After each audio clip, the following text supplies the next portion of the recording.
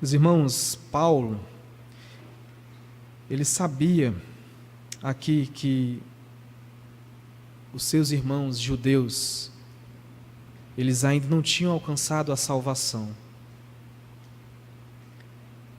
Eles ainda não tinham alcançado a salvação eterna, por isso Paulo suplicava a Deus, ele orava por eles, constantemente para que eles fossem salvos. Essa carta aos Romanos, quando Paulo está se referindo aqui aos judeus, os israelitas, ele diz: irmãos, a boa vontade do meu coração e a minha súplica a Deus a favor deles são para que sejam salvos. Paulo orava constantemente para que eles, os judeus, fossem salvos. E ele diz: olha, porque lhes dou testemunho de que eles têm zelo por Deus, porém não com entendimento. Paulo sabia do zelo dos judeus por Deus, mas também ele sabia que ser zeloso sem entendimento da palavra de Deus não adianta. Paulo diz isso porque ele mesmo viveu entre eles e era um deles. Ele foi criado aos pés de Gamaliel, um dos grandes e mais notáveis rabinos daquela época. Era um homem zeloso pela palavra de Deus. Era um homem zeloso por Deus. Mas o que ele fazia? O que é que o apóstolo Paulo fazia? Antes de ser o apóstolo Paulo, quando ele ainda era Saulo, ele perseguia os cristãos e os prendia e dava ordens para matá-lo. Paulo não tinha ainda entendimento sobre a verdadeira justiça de Deus. Os judeus, eles eram tão zelosos que aperfeiçoaram a lei de Deus e acrescentaram suas tradições, tornando-as iguais à lei.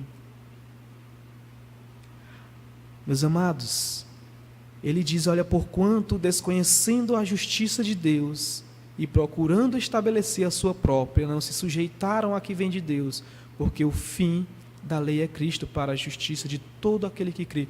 Olha, da mesma forma que Paulo está falando aí dos judeus, que eles tinham entendimento, eles não tinham entendimento da justiça de Deus, mas que eles eram zelosos, assim vivem os muçulmanos hoje. O que precisamos entender com relação aos povos muçulmanos é que eles foram orientados e guiados por um homem que acreditava ter sido chamado por Deus para ser profeta. Quando Maomé ele teve uma possível visita do que ele disse que era o anjo Gabriel, que ele dizia ser o anjo, ele contou para sua esposa Khadija e para o tio dela, que era um cristão daquela época. E eles dois convenceram Maomé de que aquele era o anjo Gabriel. Então eles fizeram Maomé acreditar que o anjo Gabriel tinha visitado e que Maomé estava sendo escolhido por Deus, ou seja, por Alá, para ser o representante dele entre os povos árabes. Os judeus, eles tinham Moisés e a Torá. Maomé sabia disso. Maomé viveu entre eles, aprendeu com eles. Os cristãos tinham Jesus Cristo e o Injil, o Evangelho. E ele ouvia bastante também falar de Jesus, mas pelos cristãos daquela época. Então, por que não o povo árabe também ter um livro e um profeta? Maomé deve ter, sacado isso daí. Então vocês já devem ter ouvido falar de que uma mentira bem contada, ela se torna verdade, não é isso? Pois bem, essas pessoas que conhecemos por muçulmanos, eles acreditam no que Maomé pregou. Eles acreditaram em tudo aquilo que Maomé disse ter recebido a revelação de Deus. Naquela época eles não tiveram igrejas ali no Oriente Médio. Eles não tiveram igrejas, nenhuma pregação do Evangelho saudável. E a igreja não se esforçou para poder pregar para os árabes sobre Jesus Cristo. Por muitos anos, a igreja deixou de investir na pregação do Evangelho ali no Oriente Médio. E o que foi que aconteceu? Não se esforçaram para traduzir Bíblias ou também para enviar Bíblias para aquele povo.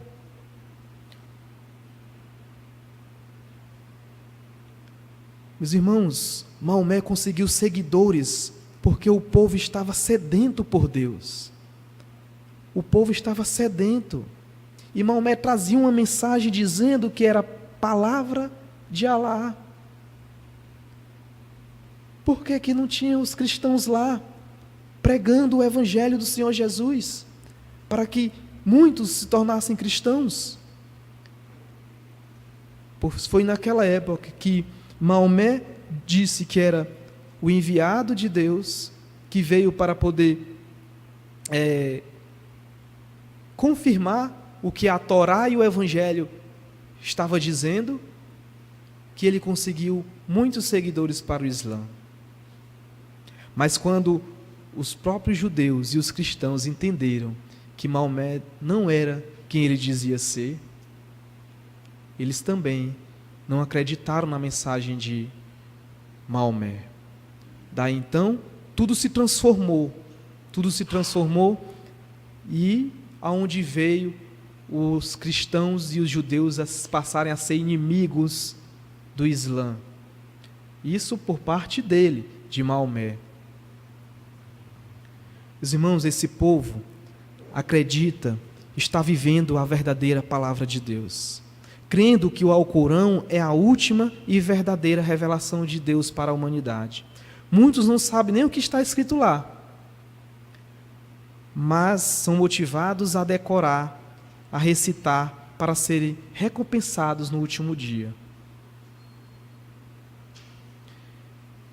Kenneth Craig resume algumas das dificuldades que os cristãos provavelmente encontrarão a refletir sobre essa história. E eu trago aqui um trecho do livro, o chamado do Minarete. Diz assim: entre os fatores que contribuíram para o soerguimento do Islã estava o fracasso cristão da igreja. Foi um fracasso no amor, na pureza e no fervor. Um fracasso do espírito. A verdade, como muitas vezes antes e depois, para seu prejuízo, estava envolvida na falha espiritual de seus fiéis. O Islã se desenvolveu em um ambiente de cristianismo imperfeito e mais tarde, por sua força interior, reuniu essa energia para se tornar e permanecer essencialmente estranho à fé cristã pura. Kenneth Craig. Resumindo, o islamismo cresce em locais onde não há pregação do Evangelho. Foi o que aconteceu naquela época e é o que está acontecendo hoje na Europa, em muitos locais do mundo, onde tem um cristianismo fraco, o Islã está dominando. Versículo 4 diz: porque o fim da lei é Cristo, para a justiça de todo aquele que crê. Meus irmãos, o que o apóstolo Paulo quer dizer com essa justiça de Deus no versículo 4, não é que Jesus veio para acabar com a lei, mas que quem crê em Cristo como Senhor e Salvador, põe um fim à busca inútil do pecador pela justiça, por meio de suas tentativas imperfeitas de salvar a si mesmo, pelos esforços e obediência da lei. Os judeus viviam assim, e eles ainda vivem, e os muçulmanos também. E eu quero que vocês vejam nessa cena, que eu trouxe aí o trabalho e esforço que os muçulmanos fazem para receber o perdão de seus pecados. Irmão, dá o play aí para mim, por favor. Espero que dê certo, em nome de Jesus. Essas coisas assim de vídeo às vezes sempre dá errado, né? Nas principais horas. É do PowerPoint, então tu clica aí no meio, qualquer parte aí que dá certo. Pelo menos no meu computador dá, né? Vamos ver. Os muçulmanos, meus amados, eles têm que cumprir muitas coisas para poder receber o perdão de Deus, de Alá. E aí que vocês estão vendo é quando eles têm que fazer, pelo menos uma vez na vida, a peregrinação para Meca. Sabe o que é isso aí? Maomé disse que eles têm que ir até esse local, olhar, ou se possível tocar na pedra preta que tem aí. Quando eles tocam nessa pedra, os pecados deles são perdoados. Meus queridos, essa pedra, segundo o Islã, ela veio do céu juntamente com Adão, quando ele caiu do céu. E daí eles chamam o pai Adão, né? Ela ficou preta, ela era branca, ela ficou preta por causa dos pecados da humanidade. Mas eu creio que essa pedra deve ser um resto de meteorita ou algo parecido. E já existia essa pedra antes de Maomé chegar com o Islã. Mas ele fez com que todos os muçulmanos, ele acabou com toda a idolatria de Meca, mas o islamismo continuou com essa pedra preta e os muçulmanos estão aí ainda. Dá para voltar um pouquinho, irmão? Só um pouco mais. Volta um pouco mais para os irmãos observar o esforço que a mulher faz. Não sei quantos perceberam, mas aí nesse meio também tem mulher. E essa senhora se esforçou muito para poder alcançar o perdão de Deus. Sem entendimento, meus irmãos. Eles não sabem que Jesus Cristo veio para poder morrer pelos nossos pecados.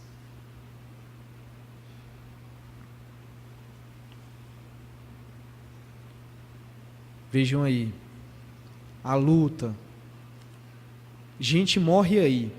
Morrer aí é para eles uma honra, porque aí eles já estão indo cumprir com praticamente quando as pessoas que vão aí são mais idosas, já perto de morrer. Está aí a mulher, vocês estão vendo, né? Tem duas senhoras aí, e essa de branco aí se esforçando entre esse monte de homem para poder chegar a tocar ali e ter seus pecados perdoados. O Islã não idolatra nada. Não existe idolatria, né? Segundo eles. Não sei se isso é idolatria. Mas eles creem que aí seus pecados serão perdoados. Vamos comigo para Romanos 10, ainda no versículo 9. Diz assim: se com tua boca confessares Jesus como Senhor e em teu coração creres que Deus o ressuscitou dentre os mortos, serás salvo. Porque com o coração se crê para a justiça e com a boca se confessa a respeito da salvação. Porquanto a Escritura diz: todo aquele que nele crê não será confundido, pois não há distinção entre judeus e grego, uma vez que o mesmo é o Senhor de todos, rico para com todos os que o invocam. No versículo 9, meus irmãos, os judeus eles não reconheceram Jesus e estão padecendo por causa disso.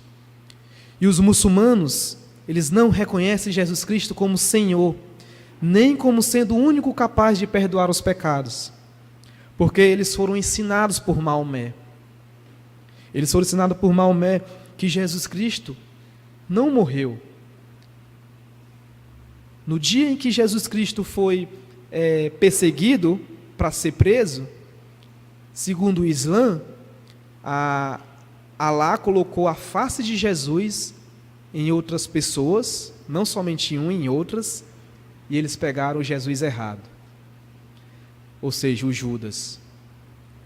Foi ele que morreu, não foi Jesus. E o que Alá fez com Jesus? Levou ele assunto aos céus naquele momento. E ele está lá, o profeta de Deus, o profeta do Islã, que é Jesus. Então, eles não creem que Jesus morreu numa cruz.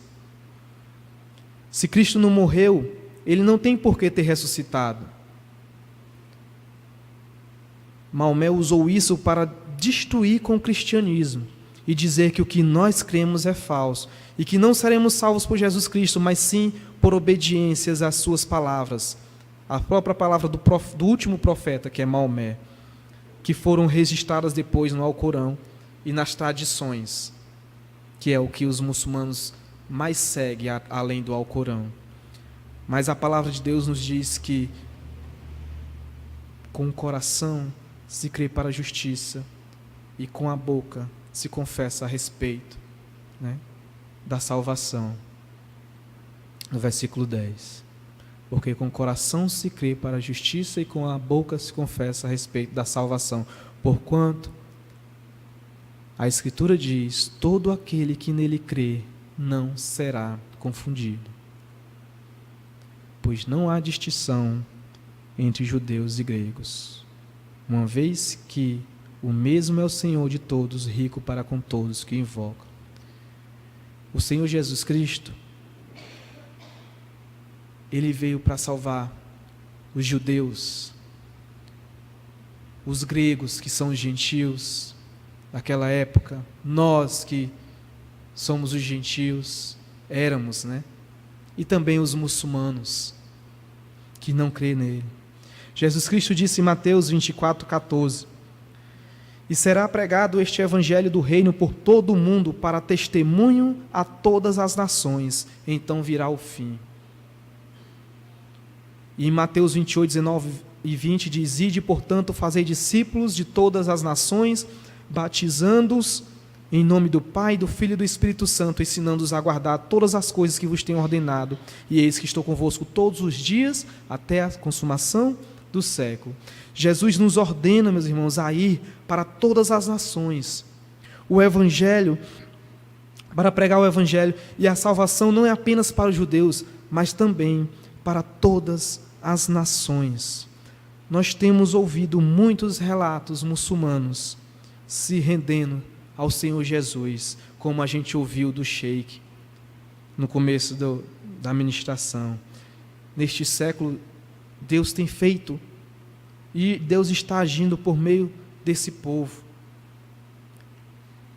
Versículo 13 diz assim: porque todo aquele que invocar o nome do Senhor será salvo. Essa é a vontade de Deus também para os muçulmanos, meus irmãos. Lembram que Paulo diz que Deus não faz distinção entre judeus e gregos? E a salvação está disponível para pessoas de todas as línguas e nações. É isso que ele está querendo dizer.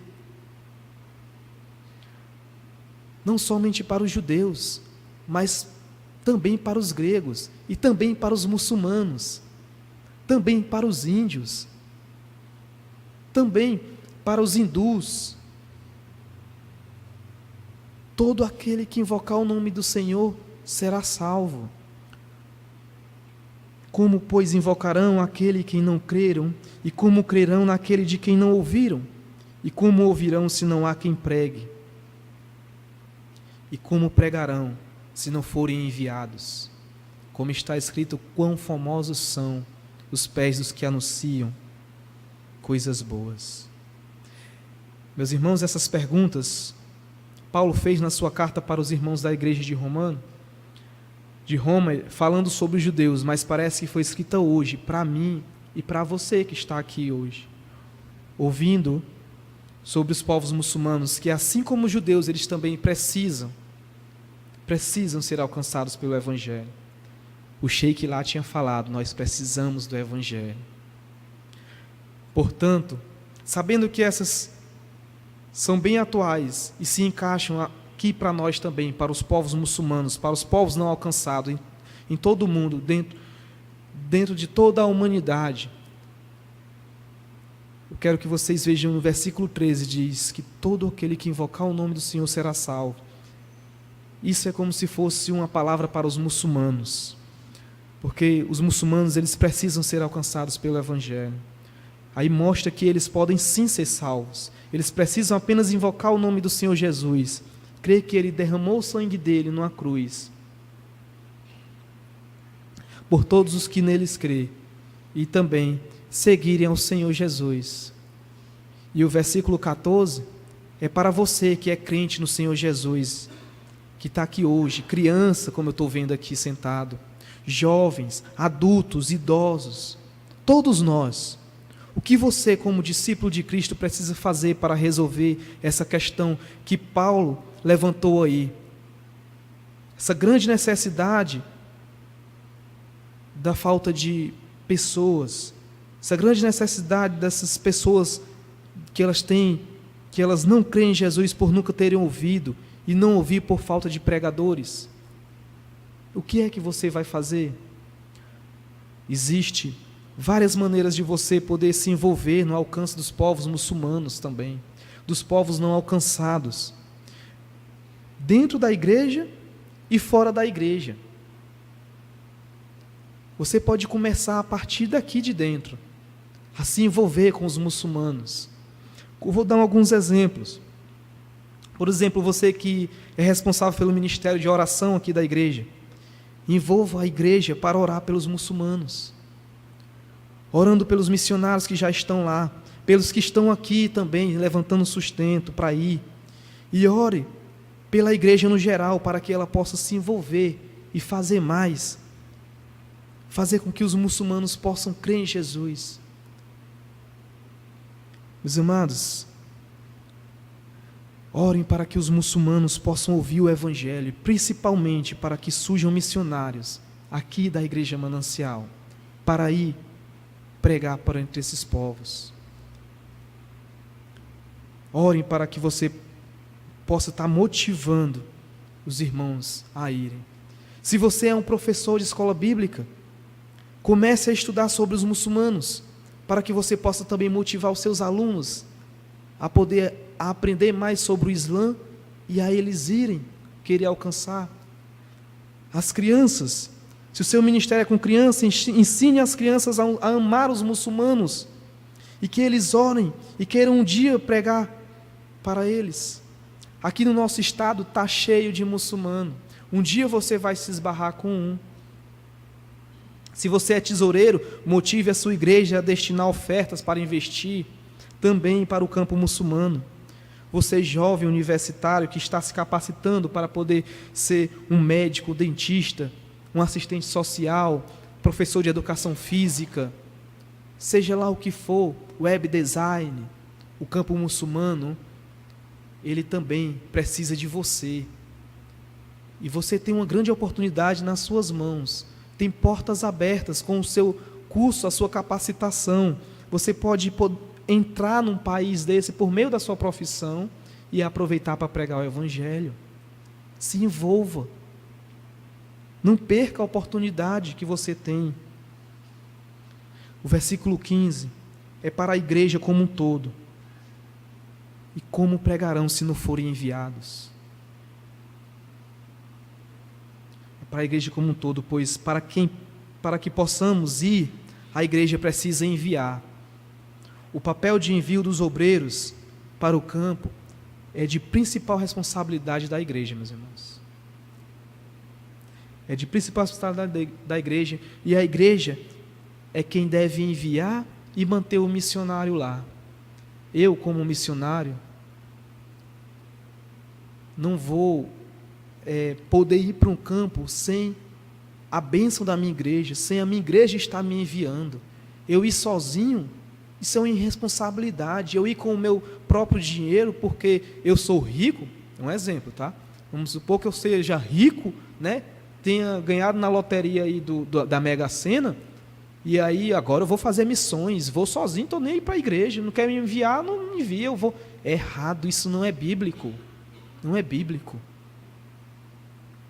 Então, nós aprendemos que fazer missões de forma bíblica é sendo enviado e sustentado pela igreja, e não ir por sua conta própria. A igreja recebeu a missão de pregar as boas novas em todo o mundo. Nós fomos escolhidos por Deus para cumprir um papel que antes era do povo judeu, os israelitas, mas o Senhor Jesus veio e passou essa missão para nós, igreja, que é a comunhão de judeus e gentios, e aceitar o Evangelho. E hoje nós estamos aqui por causa daqueles homens que creram na pregação dos apóstolos, dos discípulos de Cristo. Então, meus irmãos, isso é comprovado em Mateus 21, 43. As palavras dirigidas à nação de Israel dizem assim: olha, o reino de Deus vos será tirado e será entregue a um povo que lhe produza os respectivos frutos.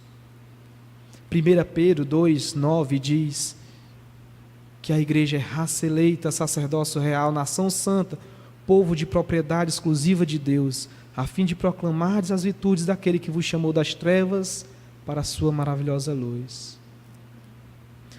Não podemos cair nos erros do passado. Nós, igreja, não podemos cair nos erros do passado, quando a igreja negligenciou o alcançar aquele povo. Quando a igreja deixou de enviar missionários para o Oriente Médio, e por conta disso o Islã prosperou, e de lá ele se expandiu. E sabe o que Deus está fazendo?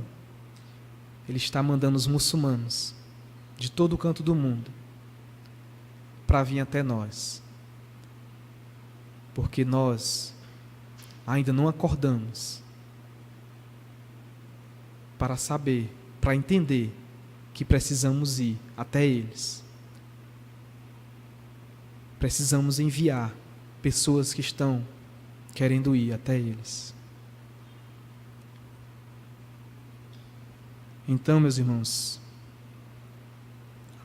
Deus está mandando os muçulmanos até aqui para que nós possamos aproveitar as oportunidades e falar de Jesus Cristo para eles, já que nós não estamos indo. O Islã, os muçulmanos também fazem parte do plano de Deus, porque eles também são gentios, como nós éramos um dia. Então, Deus quer que esse povo seja salvo por meio do Evangelho do nosso Senhor Jesus Cristo. E cabe a você, que foi escolhido por Deus para ser um crente no Senhor Jesus, para poder se levantar e fazer alguma coisa para que essas pessoas possam ouvir. Pense nisso. O que você está fazendo para poder alcançar o Islã? Eles estão vindo até nós, mas você pode agir a partir de hoje, aqui dentro da igreja, começar a orar, a trabalhar para poder entender mais e também ajudar a enviar, se você não pode ir.